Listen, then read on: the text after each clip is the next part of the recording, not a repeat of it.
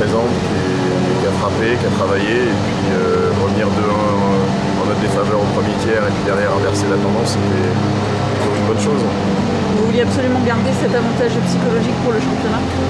Garder l'avantage psychologique et puis aussi rester sur la bonne dynamique qu'on a depuis quelques temps, là, gagner tous nos matchs, travailler dans le bon sens pour l'équipe. Et puis ce soir ça s'est encore vu, Adrien Fénard est monté et puis l'équipe a continué à bosser pour lui et c'est une bonne chose et ça montre un bon état d'esprit.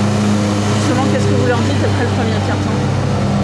On leur dit qu'on n'est pas satisfait des dernières minutes, surtout que maintenant ils savent qu'en face l'équipe était prête et que nous il faut qu'on réponde présent, qu'on fasse le boulot au deuxième tiers, c'est ce qui a été fait. Et puis on avait pris beaucoup trop de pénalités, on a insisté sur ce point-là aussi, de ne pas s'occuper de l'arbitrage, de s'occuper de notre jeu. Et c'est des paroles qui ont été entendues et derrière c'est vrai que ça a bien réagi.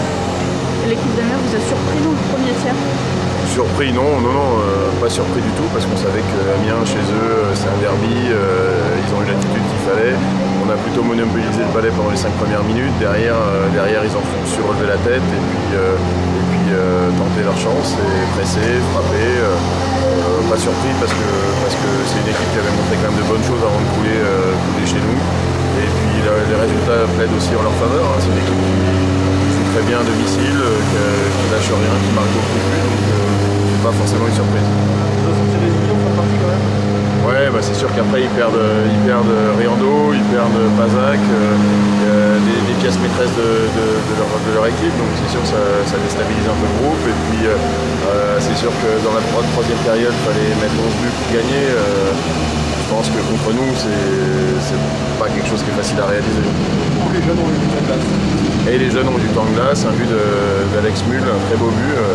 Donc non, il y a des choses positives. Au dernier match, c'était Anthony Reich qui marquait, là c'est Alex Mull. Ça montre qu'on a de l'effectif et que tout le monde peut jouer, il n'y a pas de souci. Cédric Custos ce soir qui joue parce que Daniel Carlson était un peu malade. Donc tout roule. Et Fénard qui a fait de très beaux arrêts. Le résultat de la qualification qui était l'essentiel. On peut dire que vous intégrez de mieux en mieux. C'est toi qui marque le but ce soir, c'est toi qui l'as marqué à Neuilly mardi. Vous avez du temps de glace, tout se passe bien? Nickel, ça fait plaisir de jouer. Ça fait plaisir de jouer. D'avoir la confiance des entraîneurs. Donc, comment ça se passe justement avec les pros ou... Ça se passe super bien. Ouais. C'est votre... on s'intègre de mieux en mieux, tout se passe bien. Les lignes changent pas mal, on vous a donné pas mal de temps de glace ce soir avec Lionel, avec Loïc. Qu'est-ce que vous préférez limite? Jouer. Ouais, simplement. Vous prenez vous sentez un peu l'expérience de la Ligue Magnus? Vos apparitions dans la Ligue Magnus qui pèsent sur vos matchs en espoir ou...